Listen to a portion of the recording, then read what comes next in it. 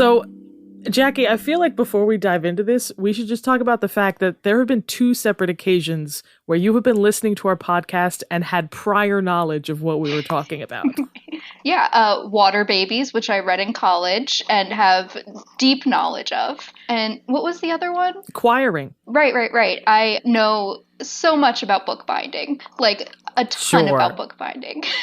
So was that episode accurate then? Yeah, it made me think a lot about Shakespeare, which I love. If you had to compare Shakespeare to Kingsley and Water Babies, where would you rank the two? Obviously, Water Babies is number 1. Yeah, for sure. Welcome to Butter No Parsnips. Every week on Butter No Parsnips, your hosts Emily Moyers and Kyle Imperatore take you on an adventure through the weird, wacky, wonderful, and sometimes even wicked world of one wayside word. Strange characters, delightful bits, and general joyousness abound. Join them as they test each other's etymological expertise.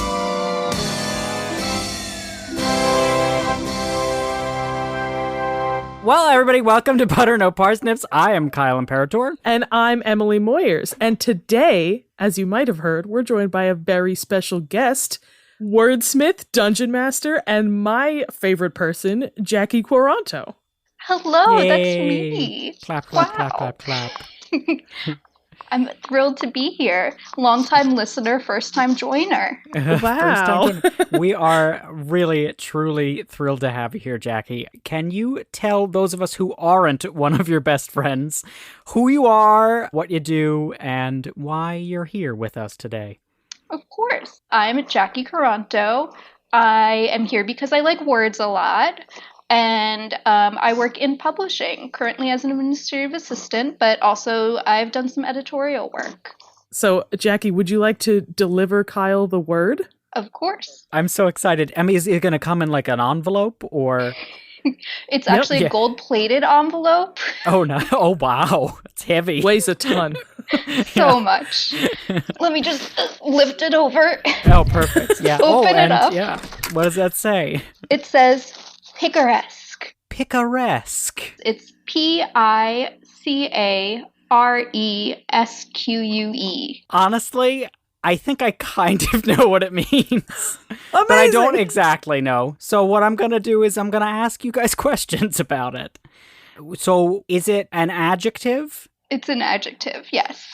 Can it be used in like other ways? I mean, there are other variations on it, more like from its root, but it's mostly just used as an adjective. Yeah. Is it Spanish? Ding, ding, Yes. ding.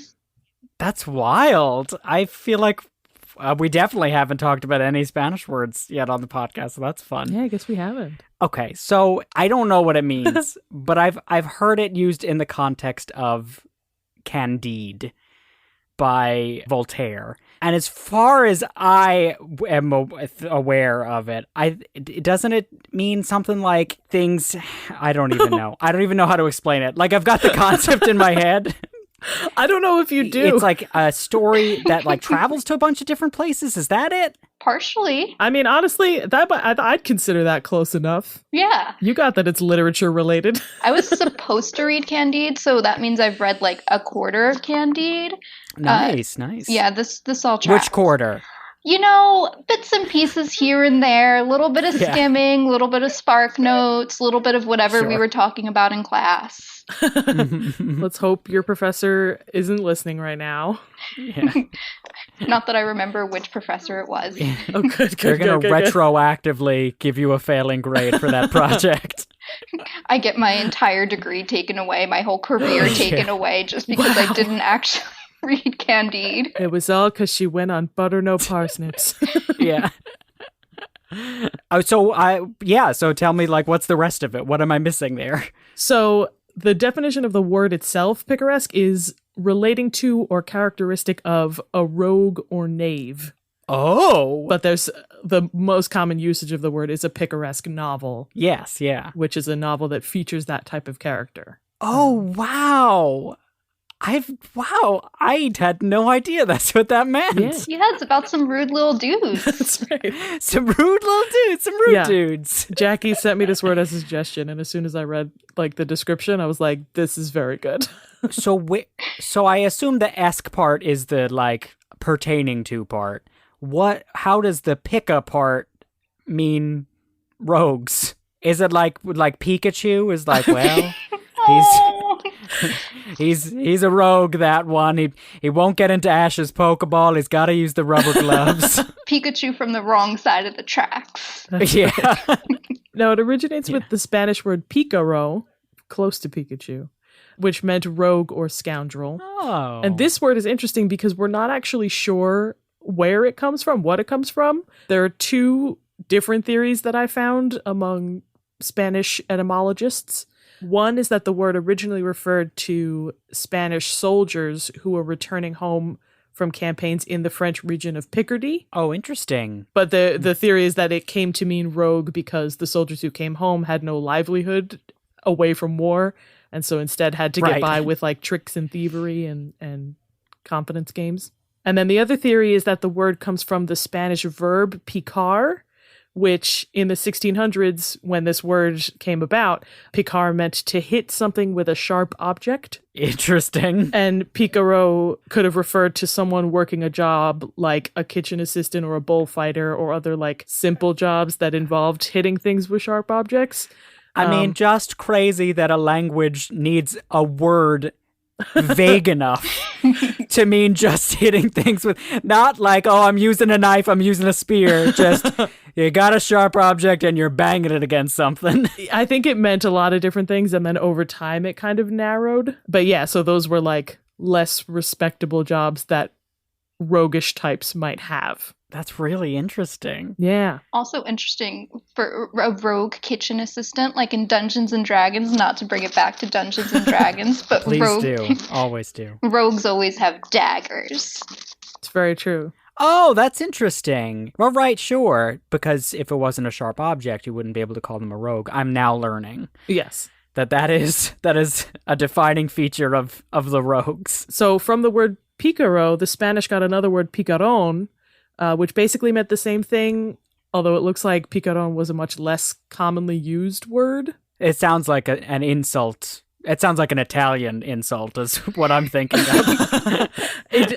So like I was trying to look up sample sentences for them to see if they were like used in different contexts, and some of them it looked like picarón was used as more of like an endearing thing, like oh, you're being a little scutch, you're being a picarón. Sure, but Picar is like, don't date that boy, he's a scoundrel. Wait, so so in like the scutch sense, could that also be like, oh, you're annoying because he's poking me with sharp objects? yeah. He's stabbing me with a kitchen knife. What a picarón. Yeah. Oh, what so a picarón. annoying. But picarón I wanted to talk about because that morphed into the English word picaroon, which also meant like rogue or thief or scoundrel, but was also used to mean a pirate or a privateer. That's so interesting. Yeah. Can you spell that? Picaroon. Oh, like macaroon. Yes, picaroon. It sounds like such a fun word. It's just so fun to say. And of course, I had to talk about it because, as we all know, I love pirates. Yes. I mean, I am well aware. And because I love pirates, I have a quote here from author Washington Irving, who you might know from writing Sleepy Hollow and Rip Van Winkle. Yeah, I knew him when he was writing those things. Yes, you know him from when he was writing. I've actually visited his gravestone, fun fact. That's really interesting. Jackie knows him most intimately. So well. But the gravestones there are so old and so thin that I just got an overwhelming urge to punch them, which I didn't because I respect the dead. But they just looked... This looks like I could destroy it. They just looked so breakable. Is that what you say when you see children, Jackie? Wow. I could completely destroy this thing's life. I need everyone listening who doesn't know Jackie to know that Jackie's the most non-violent soul in the world, so to hear her say that was hilarious. Anyway, I have a quote from Washington Irving. He wrote this piece about Captain Kidd, who was one of the famous pirates in the golden age of piracy. And he writes, quote, He had long been an equivocal character, one of those nondescript animals of the ocean that are neither fish nor flesh nor fowl. He was somewhat of a trader, something more of a smuggler, with a considerable dash of the picaroon. Not a small dash, a considerable dash. A considerable dash. Yeah. The root word picaro also formed into the Spanish adjective picaresco, and then the English adjective picaresque. And like I said, that is the most common form of the word in both Spanish and English because it is used in the phrase a picaresque novel. So a picaresque novel generally is a series of episodic adventures centered around a roguish hero. In 1936, literary critics Thrall and Hibbard outlined 7 distinct qualities that define a picaresque novel. Oh, wow. This was just in demand in the 1930s? Yes, I don't know. We gotta formulate this. So the qualities are, 1, usually written in the first person. 2, the main character is often of low social class and gets through life by their wits rather than working for a living. 3, there is no overarching plot. It's just a series of episodes, as we said. Sure. 4, there is no real character development. That's an important part of it. Wow, that's fascinating. No development. The Wikipedia page for this says, quote, once a picaro, always a picaro. Only static characters here. That's it. One-dimensional. That's really interesting. Yeah. 5, the story employs realism and plainness of language. Okay. 6, satire is often a prominent element. And then the 7th quality, which I'm going to quote directly from the Wikipedia article because it's very good, very well written here. The behavior of a picaresque protagonist stops just short of criminality. Carefree or immoral rascality positions the picaresque hero as a sympathetic outsider, untouched by the false rules of society. I mean, I think I need some sort of example of what this is. Do you guys have an example? We do have some examples that we're going to get into in just a second. All that said, though, like in modern usage, when people talk about a picaresque novel, it can be something that just hits like a couple of these points. Like, we're not as narrow about it. Of course. The novel that's typically cited as the first picaresque is a 1554 Spanish novella called Lazarillo de Tormes. And it's just about this kid who is a picaro. He's like got no real prospects, but he's getting through life by his wits and taking on hypocrisy and greed and all the flaws of the world and just sassing them, I think. Is Robin Hood like a picaro? Ooh, it's a good question. Yeah. I mean, like when we were researching this, who immediately jumped to my mind was Flynn Rider from Tangled. Sure, yeah. Oh, wow. And I feel like Robin Hood's kind of like the original Flynn Rider. Robin Hood, original Flynn Rider. You heard it here, folks. We're calling you out, Tangled. Yeah. He's just Robin Hood. Take that, Disney. You've already done that. But we do have some other examples of picaresque novels that might be more familiar. Is that right, Jackie? Sure. Yeah. I have a few here, and please feel free to stop me if any of these jump out to you.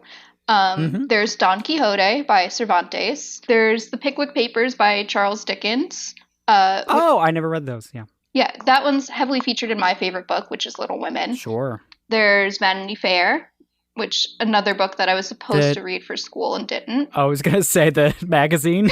No. The book. Who's Vanity Fair by? I actually don't know that one. William Makepeace Thackeray. Makepeace? Makepeace is his middle name, yes. Wait, his name is William Thackeray? Yes. Sounds so familiar, but I might be thinking of Hocus Pocus. Yeah. It's that time. Wow. Go on, Jackie. Yeah. There's also The Magic Pudding by Norman Lindsay. What is the magic pudding? How do I get some magic pudding on my hands? It's so good that you said that because the rest of this episode is about the magic pudding. I'm so excited about magic pudding. Let's get into this. The full title is The Magic Pudding, Being the Adventures of Bunyip Bluegum and his friends Bill Barnacle and Sam Sawnoff. I know you guys can't see Kyle right now, but he is explode. There's a mushroom cloud where his head used to be. Bunyip who? Bunyip Bluegum. obviously. You know Kyle, your favorite Bunyip character, Bunyip Bluegum. You know, He is now. from the classically she. beloved Australian picture book that inspired Australia to declare October 12th, 2008 Pudding Day, the book that Philip Pullman has cited as his favorite book of all time, not even his favorite children's book, his favorite book of all time. Of all time, starring Bunyip Bluegum and his friends Boo Boo Banana Hands and Sardine Saws Milady. What? You got it. You know, not that far off. Bill Barnacle and Sam Sonoff. Bill Barnacle. Bill Barnacle? That's a Pirates of the Caribbean character. There's a whole poem about it because this book has a lot of poems in it, and we're going to get into a few. God, I love it. I love it. I love it. Lay it on me. So, as I said, this was a classically beloved Australian picture book written in 1918 and features a host of anthropomorphic characters and a pudding named Albert. Yeah, in case you didn't automatically assume that, the magic pudding is not a thing, it is a character. It's a character? His name's Albert. And it's not the main character? No. He's very much not the main character. Is he like the Jiminy Cricket? Is he like the magic pudding conscience? He's sort of the opposite? Yeah, he's kind of...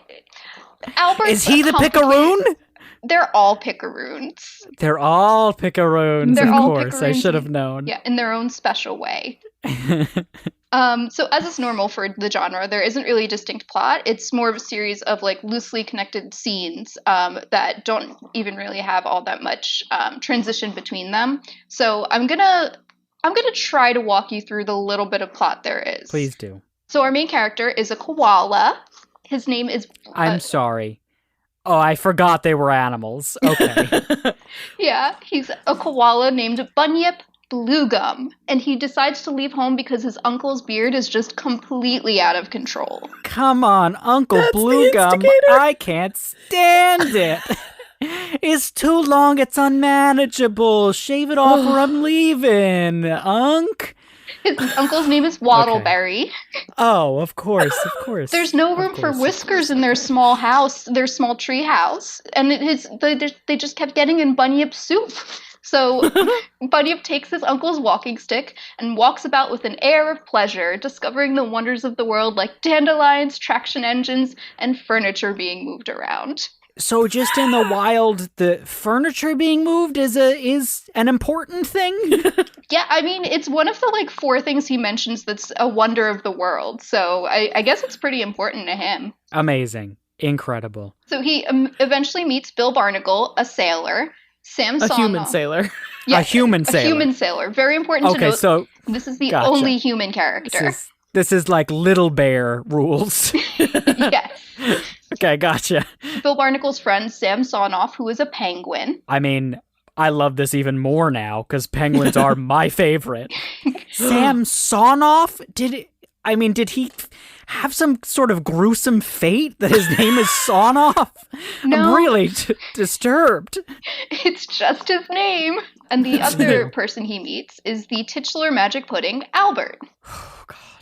I mean, so the magic pudding isn't a main character, but is the name of the novel. Does it revolve around something that the magic pudding does, or? Yes, actually. Would you like to guess what makes this pudding so magical other than being alive? Oh my God, yes. Oh my God, I would love more than anything to guess.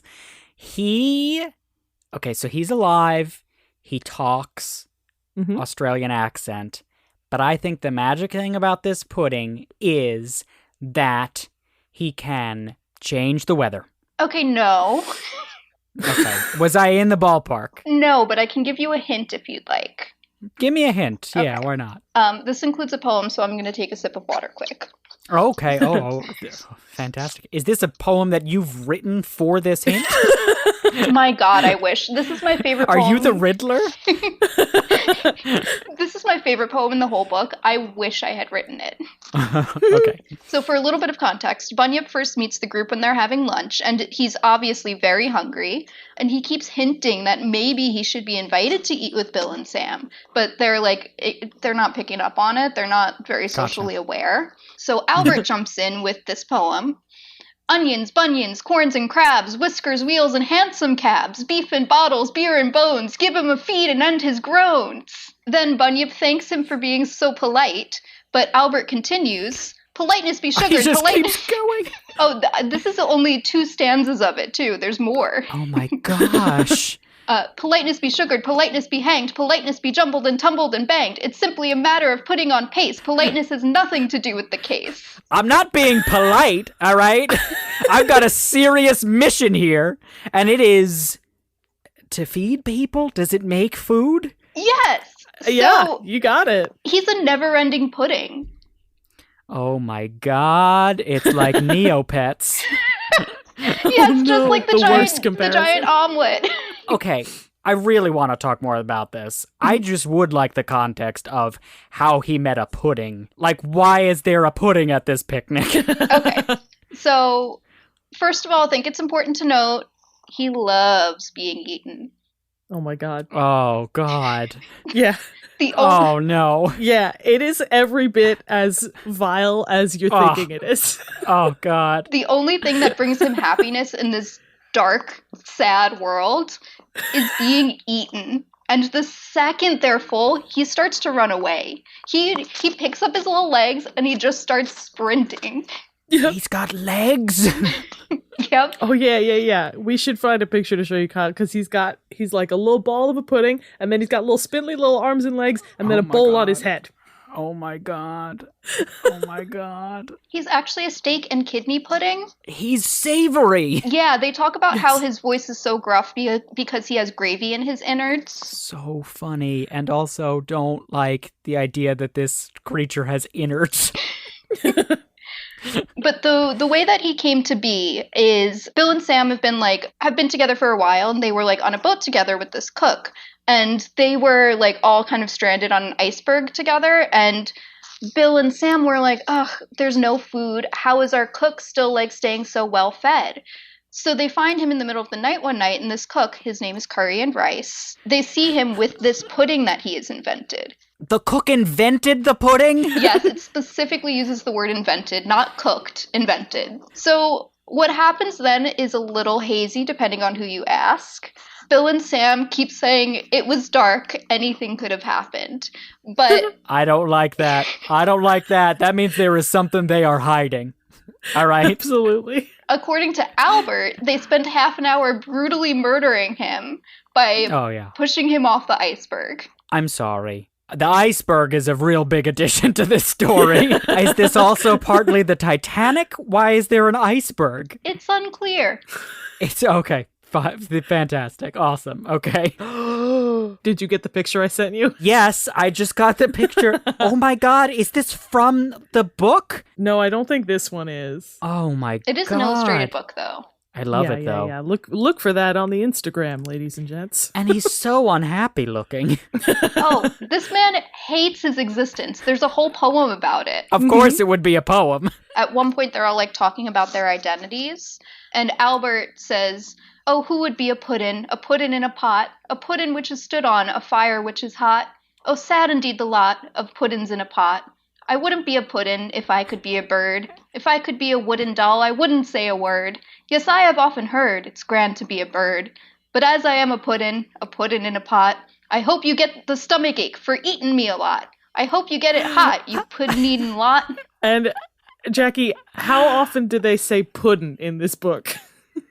It's the only way they say pudding. Yeah. They only say puddin', never pudding. Oh my god. Always with the little apostrophe, no G. I like that because it makes it like cuter, but also knowing that this grumpy homunculus is forced to be called puddin' all the time is like, wow, just truly torturous. Also important to note that they call him Albert to his face, but refuse to call him that behind his back. Behind his back, they only call him the puddin'. Oh, that's great. Is that explicit? Do they say that, or is that just Yes. what happens? No, it's Oh, wow. explicitly stated that they intentionally call him just the puddin' behind his back and Albert to his face. Why? Because they don't see him as an equal? Don't think Puddins they aren't do. real people.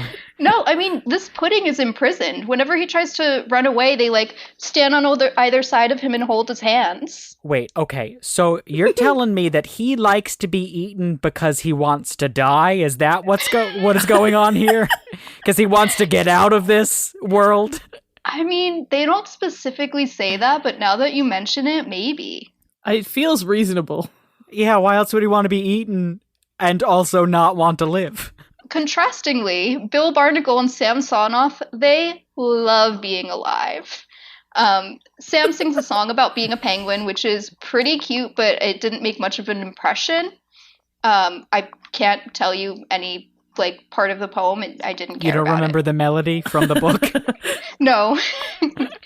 But something I found really interesting was that Bill's little biographical poem focused on being a Spanish pirate. Oh, it's like a nod to the roots of the genre. Mm-hmm. So you're telling me that a man named Bill Barnacle was a Spanish pirate? Well, I think he wanted to be a Spanish pirate more than actually was a Spanish pirate. So that's where the Don Quixote comes into play. Yes. Again, would you like to hear a poem? Yes, please. When I was young, I used to hold I'd run away to sea and be a pirate brave and bold on the coast of Caribbee. For I says to meself, I'll fill me hold with Spanish silver and Spanish gold, and out of every ship I sink, I'll collar the best of food and drink. For Caribbee or Barbary or the shores of South America are all the same to a pirate bold, whose thoughts are fixed on Spanish gold. I love every part of this book so far. Isn't that the cutest poem you've ever heard? I love the characters. I'm pretty sure at least one of the Sherman brothers is still alive. Yes. There needs to be a Mary Poppins style musical adaptation of this book. Kyle, we're not done yet. There's more. There's more? I'm so excited! So this is the part of the book where the preview that was free on Google Books ended for me. Okay, fair. Because this was mostly You don't want to buy a leather-bound copy of this book? She almost did. I tried to. So funny. I probably will eventually. Sure. But the book is primarily just popular in Australia, HarperCollins Australia specifically, and I was not going to be able to get a copy in time. So I read the free preview. But according to the Wikipedia page, their adventures continue to include an elderly dog named Benjamin Brandysnap. Oh, okay. Of course. There are run-ins with professional pudding thieves. Are these pudding thieves pudding thieves? Yep, you got it. That know that there's a magic pudding? Or they just happen to be pudding stealers? I don't, it's again unclear, but they do see this pudding and pull a knife on them. But do they have prior experience as pudding thieves? They call themselves professional pudding thieves. I mean, you don't give yourself that moniker unless you are dead serious about it. So yeah, and their names are Patrick and Watkin. I love that Patrick is just a normal name. Yeah. They're a possum and a wombat.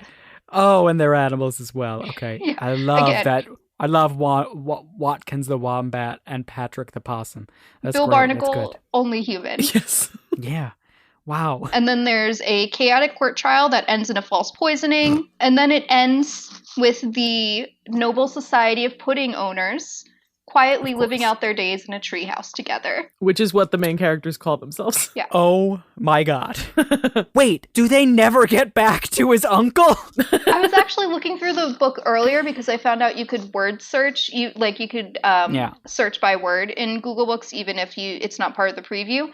The uncle does come back, but it's not listed anywhere on the Wikipedia page that I saw. Bunyip never sees his uncle again. His uncle dies a skeleton waiting for Bunyip to return. Waiting for soup. Yeah. Instead, they form a little found family living in a treehouse. I mean, adorable. I love found families. That's like one of those things that tugs at my heartstrings, you know. An appropriate ending, I would say, to the Picaroon adventures there. And then, like we mentioned, there have also been a couple of big adaptations of the Magic Pudding. I'm ready. Tell me. In 2013, the Victorian Opera brought it to the stage. So recent an opera! A whole An opera. opera! Mhm. Who's it by? The music is by Calvin Bowman. The libretto is adopted from Norman Lindsay's book by Okay. Anna All right. Goldsworthy. I mean, have you listened to clips from this opera? Was it? There was another big adaptation that took up our Yeah. entire brain space. Yeah, Okay, true. all right. Let's hear it. Let's hear it. In 2000, a film adaptation was released starring a list of celebrities. Okay. They're Sam Neill, Jeffrey Rush, Hugo Weaving, Jack Thompson, Toni Collette, and John Cleese. And it was a musical. Yeah. Yep. Do those? I've never heard any of those people sing. They all do. I watched the first maybe half an hour of the movie the other night, and then I was like, this is enough. Is But it animated? Yeah, very Okay. bad. We both forgot that it was a musical. And then Jeffrey Rush starts singing as Bunyip Bluegum, and I was like, what's happening? Wait, Jeffrey Rush plays Bunyip? Yes. Doing a high-pitched little sweet little koala voice. I would have put down $100 to say that Jeffrey Rush played Albert. No, John Cleese. The thing is, the movie introduces plot, Just new plot? completely new plot. And Oh my Toni God. Collette plays Meg Bluegum, the mother of Bunyip Bluegum. Lovely. Does Meg join the adventure? Wait, is the uncle not in it? The uncle's actually the main villain of the movie. Interesting. That was not implied in the first half hour that I watched. So the plot is that Bunyip is an orphan trying to find his parents, and he ends up coming across an underground system where his uncle Waddleberry is enslaving people, including his parents. And also, Albert has good and evil halves, and at the end of the movie, spoiler alert, the halves break apart and fight each other. That's crazy. I mean, it is so hard for me to fathom that somebody read this at least mostly sweet children's book and said, not enough trafficking. We got to put in some real trauma in here for everyone for this animated musical. Yeah, and this movie Oh my was gosh. so astronomically awful that its financial losses caused the production company to shut down. Of course. Wow. Incredible. I have to watch this movie. I mean, it has to be the next thing I watch. My theory is that because it introduced plot, it strayed too far from the picaresque, and that is why it was bad. Because it wasn't Because picaresque. it wasn't They picaresque. broke the rules. hmm Kyle, That's it. Yeah. do you want to play a game? I would love to play a game. I am gonna be stunned if you guys came up with a game that relates to any of what we talked about.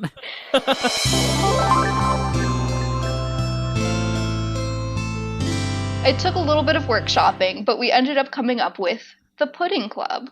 So what we're Pudding going to do Club. is we're Yeah. each going to we're going to take turns. We're going to introduce the name of a pudding to you, and you have to guess what it is. I love this. Okay. These are all normal puddings that you've definitely heard Gotcha. of. Kyle, the first one is Scrapple. Oh, well, I guess that is pudding, huh? I've had Scrapple. That's crazy. It's basically, it's a Pennsylvania treat. Yeah. Uh-huh. It's basically just, hey, this is everything we did that nobody wants. We're going to make it into a spam-like substance. Yeah, it is a Pennsylvania Dutch pudding, traditionally a mush of pork scraps and trimmings combined with cornmeal, wheat flour, buckwheat flour, and spices. Yeah, it's something. Your next pudding is Syllabub. I think in the British version of Cats, one of the cats is named Syllabub. Syllabub, my guess is going to be it's a pudding made out of soaps. No, but a cat being named after it would kind of make sense. Because it is a British pudding, and it's a sweet dish made by curdling sweet cream or milk with an acid such as wine or cider. It's like a cottage cheese custard. Yeah, Rum Tum Tugger would love it. He would love it. Rum Tum Tugger is a Syllabub cat. Kyle, your next pudding is Moin Moin. Moin Moin? Can I get a language of origin? You can, it's Nigerian. Ah, Nigerian. I'm gonna guess it's made with yams. No. It is a steamed or boiled bean pudding made from a mixture of washed and peeled black-eyed beans combined with onions and fresh ground red peppers. That actually sounds delicious. Your next pudding is Dead Man's Arm, also known as Dead Man's Leg, also known as shirt sleeve pudding. Which also sounds delicious. So I'm going to guess it's a meat pudding. No meat. But it looks like a shirt sleeve or a pant sleeve. Is it made with pastry dough? No. Is it made with an actual, like, I don't know, the hair from a dead man's arm? So the dead part comes in because it's filled with jam, so it almost looks like it's bleeding. Oh, that's fun. It's a flat-rolled suet pudding, which is then spread with jam and rolled up, then steamed or baked. Kind of like a Swiss roll, but boiled. Isn't suet like just beads of fat? It's like a boiled pastry, suet. But it does involve animal fat. Yeah, like lard. Kyle looks so appetized right now. I mean, honestly, I guess I can't knock it until I've tried it, which I assume will be when we stop recording, right? That's when all the puddings come out. Oh, absolutely. But we have one more left, and it is called Grody pudding, spelled Groaty. Grody? Well, if I remember way back to Billingsgate, something wasn't not even worth a groat. Yes. And a groat, yes.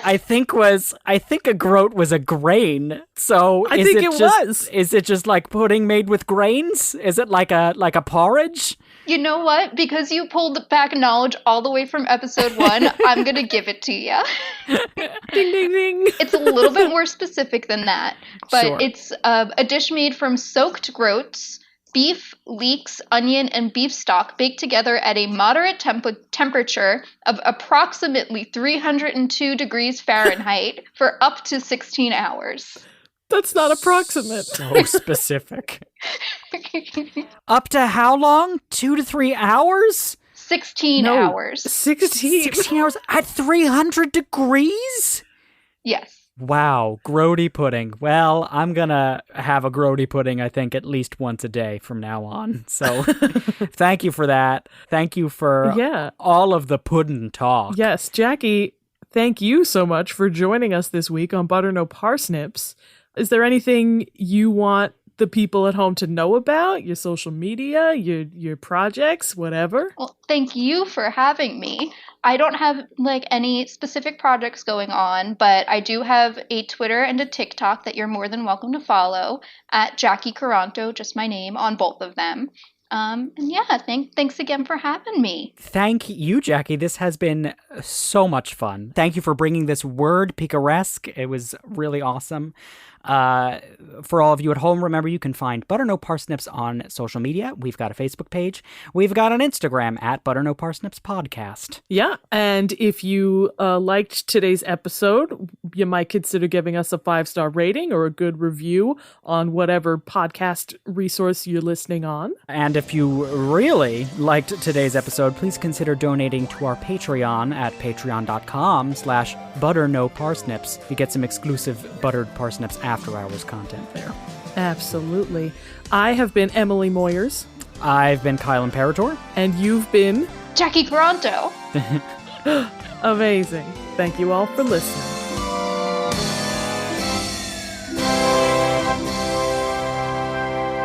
Thank you for listening to Butter No Parsnips. Butter No Parsnips is produced by Seth Gliksman, Emily Moyers, and Kyle Imperatore. The theme music and additional music is by Kyle Imperatore. If you liked listening to this episode, subscribe and give us a good rating and or positive review wherever you heard it. If you really liked listening, consider donating to our Patreon at patreon.com/butternoparsnips. There you can get bonus content you can't get anywhere else, like the monthly Patreon exclusive podcast Buttered Parsnips. Your support means the world to us and encourages us to keep making more. Thanks in advance, and we'll be back next week.